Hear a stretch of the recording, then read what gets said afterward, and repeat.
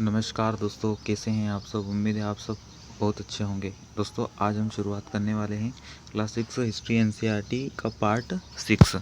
Already part 5 जो है YouTube पर अपलोड हो चुके हैं। Study with Vijay Diwan YouTube channel पर सर्च करके आप उन वीडियो को देख सकते हैं। दोस्तों आज जो हम हैं अशोक के बारे में पढ़ने वाले हैं। अशोक के बारे में आपने सुना होगा, नाटक वगैरह में देखा होगा, सीरियल बहुत सारे आते हैं, उसमें अशोक के बारे में जानकारी है। तो अशोक कौन था? अशोक जो है वो मौर्य साम्राज्य जो है, मौर्य साम्राज्य, मौर्य वंश है, उसका एक महानतम जो शासक था। मौर्य वंश की शुरुआत जो है, मौर्य वंश की अगर शुरुआत देखें तो मौर्य वंश की जो शुरुआत है वो 320 ईसा पूर्व के आसपास मानी जाती है।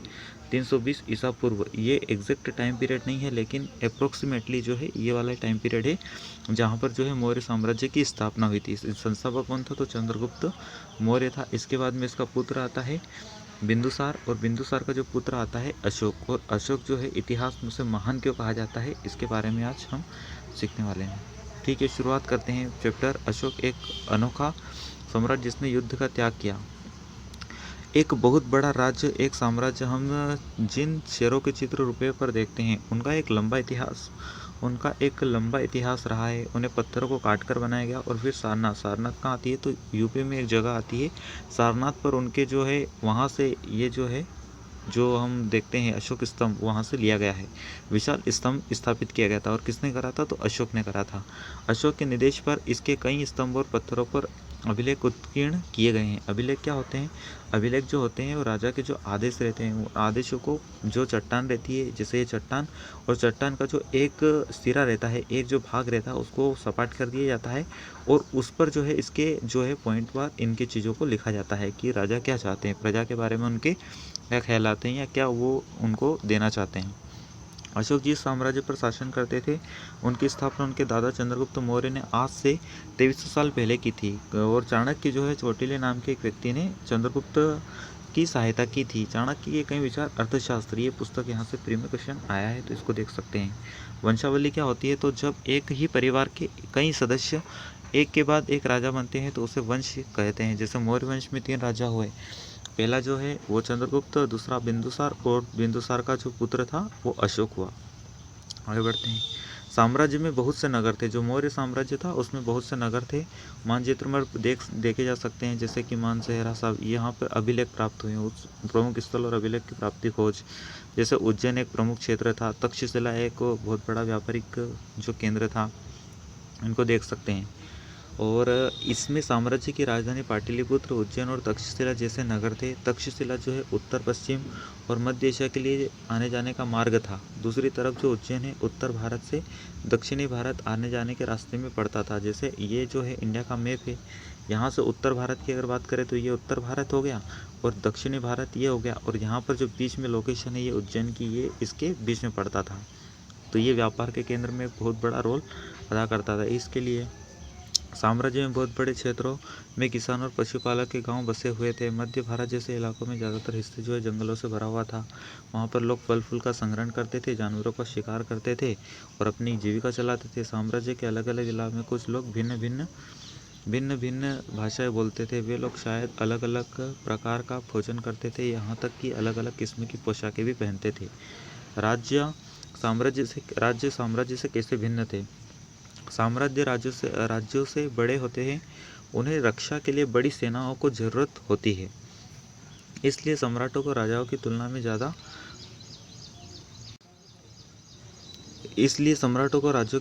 ज़्यादा संसाधनों की ज़रूरत पड़ती है। इसलिए साम्राज्य जो है राज्यों से बड़े होते हैं, उनकी रक्षा के लिए बड़ी सेनाएं रखनी पड़ती है।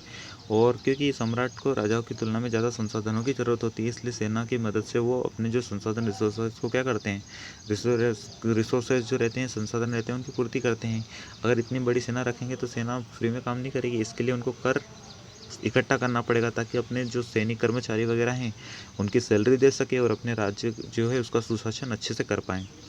अब राज्य के प्रशासन के बारे में जानकारी देखते हैं। चूँकि मौर्य साम्राज्य एक बहुत बड़ा था, इसलिए अलग अलग हिस्सों पर अलग अलग ढंग से शासन किया जाता था। पाटलिपुत्र, उसके आसपास के इलाकों पर राजा का सीधा नियंत्रण था। पाटलिपुत्र आज का जो पटना है, बिहार की राजधानी पटना, उसे ही पाटलिपुत्र उस समय कहा जाता था। इसके आसपास के जो इलाकों पर सम्राट जो है उसका सीधा नियंत्रण था। इसका मतलब यह हुआ कि इस इलाके के गाँवों और शहरों के किसानों पशुपालक, शिल्पकार, व्यापारी से कर इकट्ठा करने के लिए राजा अधिकारियों की नियुक्ति करते थे। ये जो है राजा के आदेशों का उल्लंघन करते थे, जो राजाओं के आदेशों का उल्लंघन करते थे, ये जो अधिकारी उन्हें क्या देते थे, सजा। इनमें कई अधिकारियों के वेतन भी दिया जाता था। संदेशवाहक जो एक स्थान से दूसरे जगह घूमते रहते थे। जासूस अधिकारियों का कार्यकलाप पर नजर रखते थे। अब जो आज जो है संदेशवाहक पोस्टमैन को कहा जाता है। इन सबसे ऊपर सम्राट होता था, अधिकारियों से सबसे ऊपर सम्राट होता था, जो राज परिवार के वरिष्ठ मंत्रियों की सहायता से सब पर नियंत्रण रखता था। अब मौर्य साम्राज्य जो है केवल एक क्षेत्र नहीं था, मौर्य साम्राज्य जो था बहुत बड़ा साम्राज्य था।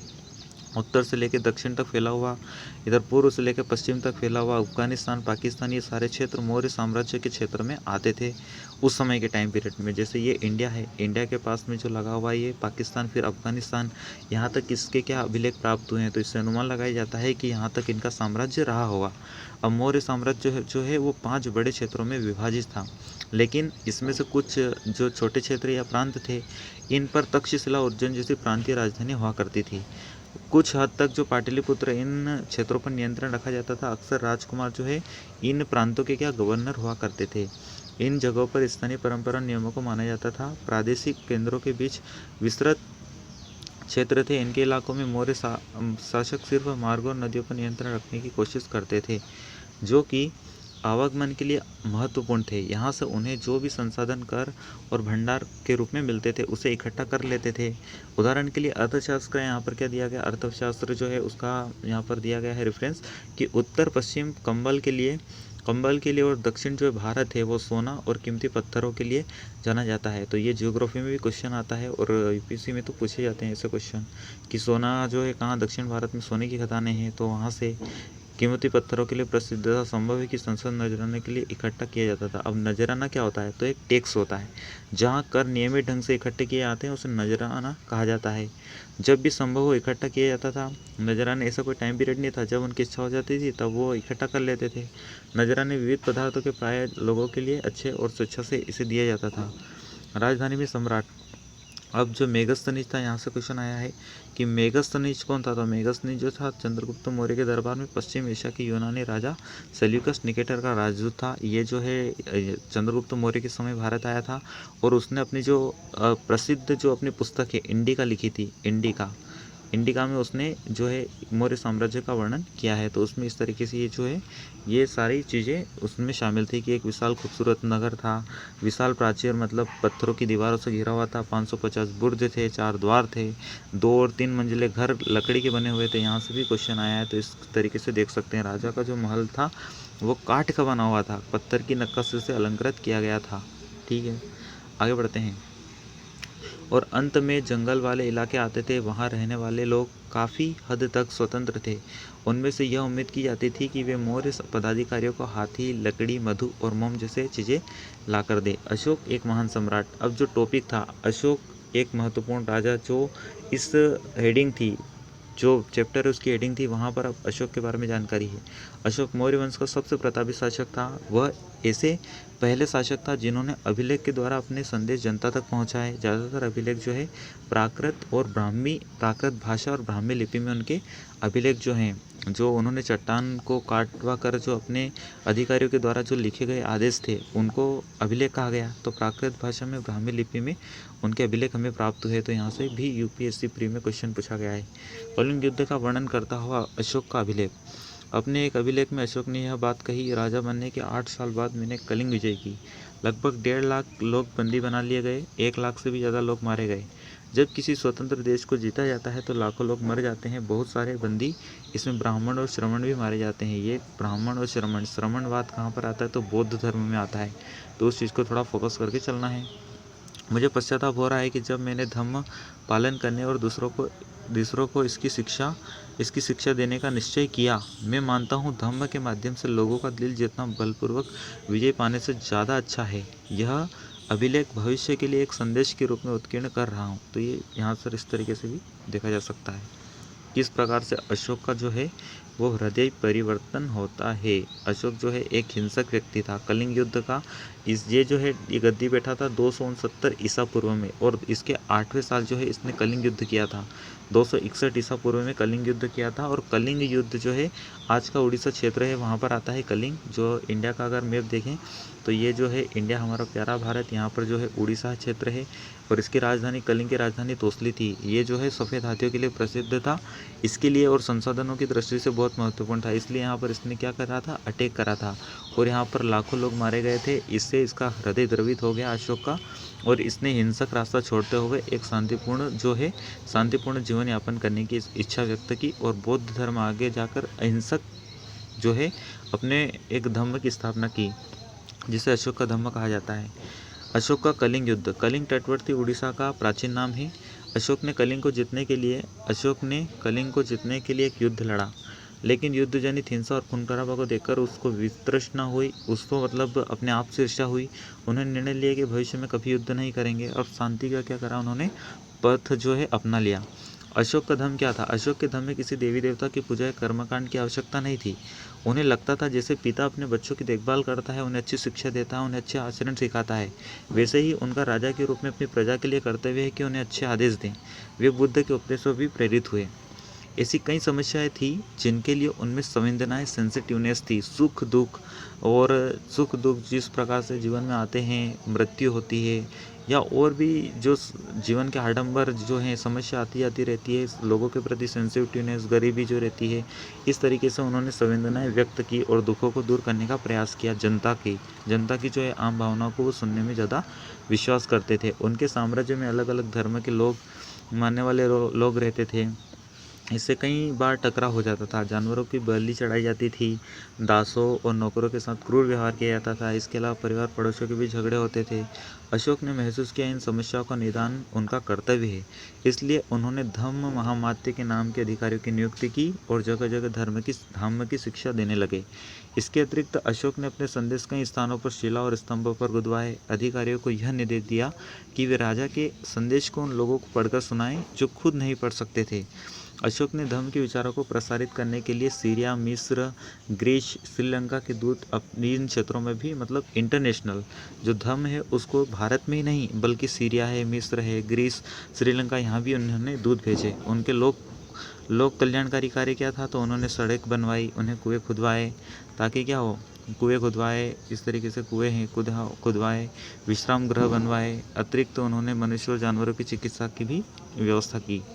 ये देख सकते हैं बिहार के रामपुरवा में मिले एक मौर्यकालीन स्तंभ। ये क्या है, तो ये जो है राष्ट्रपति भवन में इसको सुरक्षित रखा गया है। एक मूर्ति है, इस तरीके से मौर्यकालीन मूर्ति है। अपनी प्रजा के लिए अशोक के संदेश। अशोक ने लिखा है अपने अभिलेखों में कि लोग विभिन्न अवसरों पर अनुष्ठान करते हैं। उदाहरण के लिए जब बीमार हो जाते हैं, जब उनके बच्चों का विवाह होता है, बच्चे के जन्म पर जब शुरू करते हैं, तब वे तरह तरह के अनुष्ठान करते हैं। ये कर्मकांड किसी काम के नहीं, इसके बदले यदि लोग दूसरे रीतियों को माने तो वह ज़्यादा फलदायी होगी।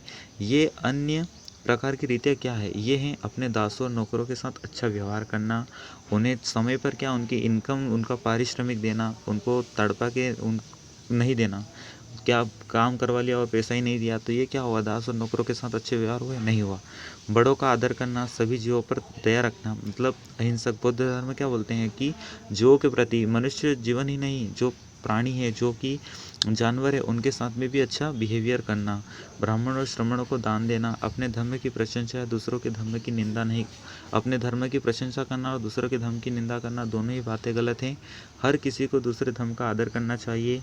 यदि कोई अपने धर्म की बढ़ाई और दूसरे धर्म की बुराई करता है तो वह वास्तव में अपने धर्म को ज़्यादा नुकसान पहुंचाता है। इसलिए न्यूट्रल होकर जो है सभी धर्मों को, अपने धर्म की इज्जत करें और दूसरों के धर्म को भी इज्जत करें। इस तरीका से जो कॉन्सेप्ट है किनका था, तो अशोक का था। उनकी जो है इस तरीके से उन्होंने अपने अभिलेखों में बातें बताई है। इसलिए हर किसी को दूसरे के धर्म के प्रमुख विश्वासों को समझने और कोशिश करते हुए इसका आदर करना चाहिए। उनके जो अभिलेख है वो प्राकृत भाषा, क्वेश्चन आया है, प्राकृत भाषा में लिखे गए हैं और ब्राह्मी जो है लिपि है। तो ब्राह्मी लिपि भारत की ज़्यादातर लिपियाँ पिछले सैकड़ों वर्षों में ब्राह्मी लिपि से उत्पन्न हुई है। हिंदी की कौन सी है, तो देवनागरी लिपि। ऐसे ही प्राकृत जो लैंग्वेज है उसकी कौन सी है, ब्राह्मी लिपि है।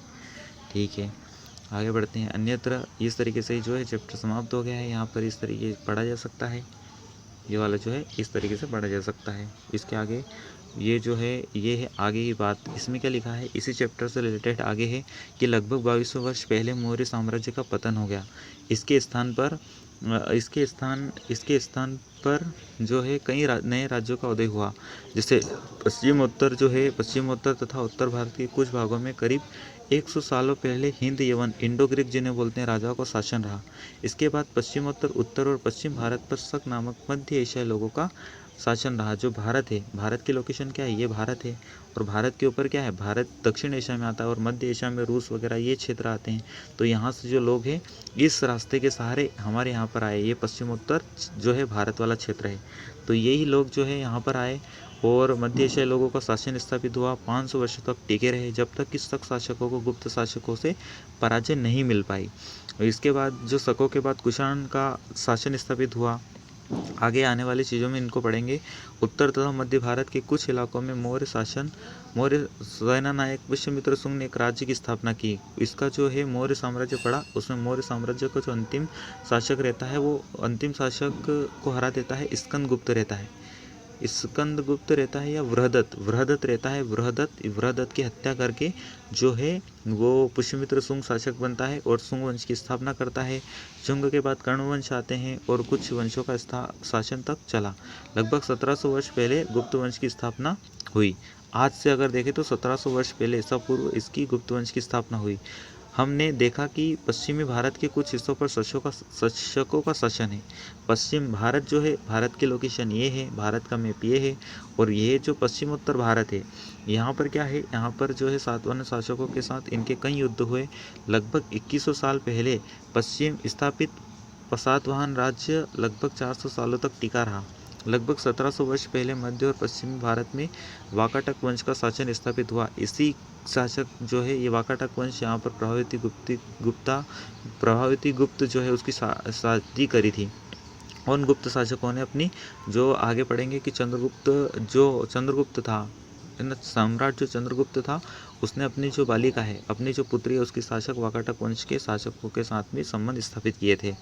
दक्षिण भारत में 2200 से 1800 साल तक पूर्व के बीच चोल चेर पांड्यों का शासन किया। कहाँ पर, दक्षिण भारत में किया। 2200 से 1800 यहाँ पर भी यूपीएससी में क्वेश्चन पूछे गए हैं। लगभग 15 साल पहले पल्लव और चालुक्यों के दो बड़े राज्यों की स्थापना हुई। इसके अलावा और भी कई राज्य और राजा थे, इनके बारे में हमें सिक्कों, पांडुलिपि और पुस्तकों से पता चलता है। अनेक ऐसे परिवर्तन भी हो रहे थे जिन्हें सामान्य स्त्री पुरुषों का महत्वपूर्ण योगदान था। इनमें कृषि का प्रसार, नए शहरों का विकास, उद्योग और व्यापार में प्रगति थी। व्यापारी ने एक तरफ जहाँ उपमहाद्वीप के अंदर तथा बाहर जमीनों के राज्यों की खोज की, वहीं पश्चिम एशिया, पूर्वी अफ्रीका तथा दक्षिण पूर्वी एशिया के समुद्री रास्ते भी खुले। मंदिर, स्तूप तथा अन्य इमारतों का निर्माण हुआ। किताबें लिखी गई, साथ ही वैज्ञानिक खोजी गई। इनको जो ये चीज़ें हैं, ये जैसे कुषाण हैं, कुषाणों के बारे में यहाँ पर जानकारी। इंडो ग्रीक जो है ये लोग आए हैं। इसके बाद में जो है गुप्त वंश, ये इन सारी जो है इस जो है ये वाला जो है पेज, इसमें जानकारी दी गई है।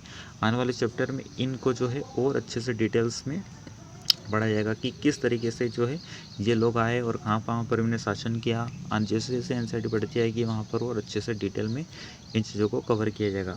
और दोस्तों पसंद आया हो तो इसे लाइक करिए। जय हिंद।